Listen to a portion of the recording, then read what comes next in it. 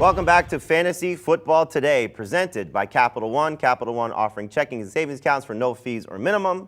Capital One, what's in your wallet? It's been an unbelievable week in the NFL, unbelievable week for the Buffalo Bills, following what happened Monday night against Cincinnati when Damar Hamlin, their safety, suffered cardiac arrest and had to be taken to the hospital. And we know everything that's gone on since then with just the positive news and certainly the positive feel from the NFL community, from the people in Cincinnati, the people in Buffalo, everybody supporting this young man. He started a charity a couple of years ago during COVID with the hope to raise $2,500. That charity is now over $8 million. So the support for him has just been absolutely unbelievable. And you see what the NFL is doing to support Damar Hamlin for Week 18, a pregame moment of support. All teams using the 30-yard line with a number 3 on it, which is his jersey number, and all players able to wear Love for Damar 3 shirts, just absolutely rallying around this young man, and the results have been just so positive so far as we're knowing what the update is right now. We're going to talk to Aditi Kinkhabwala, joining us live from Cincinnati, outside the University of Cincinnati Medical Center. So, Aditi, it's been just an unbelievable week, just from where this started Monday night to where we are on Sunday and his health status. So just give us an update on where Damar Hamlin is right now in terms of his health. Well, from everything we're hearing from people who have indeed been in with him, he continues to make that progress. We have allowed the Bills and the hospital, of course, to give us their updates. We're expecting another daily update shortly, within the hour probably.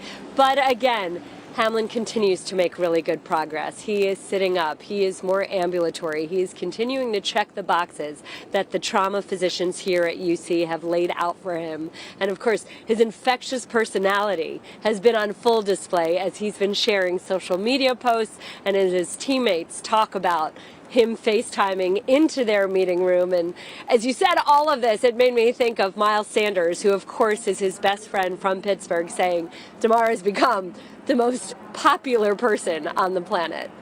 So Aditi, take us through this week from the hospital and everything that happened Monday to where we are right now, just from people that you're speaking to at the hospital. You mentioned the updates. Damar and just the reporting that you're doing on his spirits and just knowing everything that's just unfolded. Just set the scene for us of what's happened throughout the course of the week. I think that this is really a great opportunity to get to know Damar really well as well. And, this is not any sort of false romanticization of who he is. The country is really getting an opportunity to hear about that young man that you just referenced, that the minute his eligibility was up at Pitt, he decided to start this GoFundMe for a toy drive to bring toys to a daycare center in his hometown of McKees Rocks. Again, it was a very sort of limited drive, $2,500, and people have just felt so compelled to do something in the last week that both that and his Chasing M's Foundation have raised more than $8 million. I can tell you, standing outside of the hospital, we've seen a woman from Buffalo, we've seen Bengals fans, we've seen Ravens fans. There are people standing here right now paying tribute and writing on posters that line this fence right here. It's not just NFL players, it's the way that Damar Hamlin has personally reached individuals either in or outside of the football world. I'll give you just a little bit more about him and his family. He was the #1 defensive prospect in the entire state of Pennsylvania when he was a high school senior. He had nearly 50 scholarship offers. He chose Pitt because he had a younger brother that he wanted to be a very present mentor for. And when I talked to Pitt coach Pat Narduzzi this week, he said that it wasn't just lip service. He said Damar would regularly bring his younger brother Damir not only to team meetings but to practice, and that Damir would sit on pads watching the Pitt football team practice. Narduzzi said that everything you're hearing is absolutely who he is, and he appreciates the fact that, again, more of the country is getting to know this young man to whom family and community means everything. Just a fantastic story as it's unfolding clearly with his health.